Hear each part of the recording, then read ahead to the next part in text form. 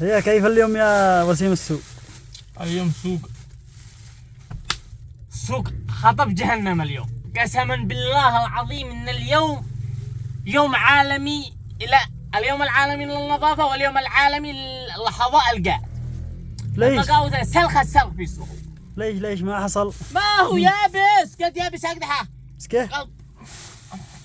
عزكم الله يقلبوا على قاع والله العظيم. ها هو عاد بيقول لنا فين العواق يابا.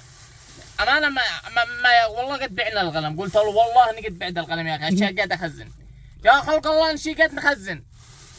بس لا يا احد لكم يا مقاوته، اقسم بالله لفعل في ابو حيدر في صنعاء، لفعل في جميع اسواق صنعاء، خلى الشعب يخزن. والله لا بويل، لا خلى المقاوته يضوب القات حقهم باذن الله. الان دخل ياسي هكذا مشروع خدمة للمواطن وللموالع الشعب اليمني، لفعل جميع الفيول تبعي وخلى الشعب يخزن بأقل الأسعار. وتحياتي لكم جميعا.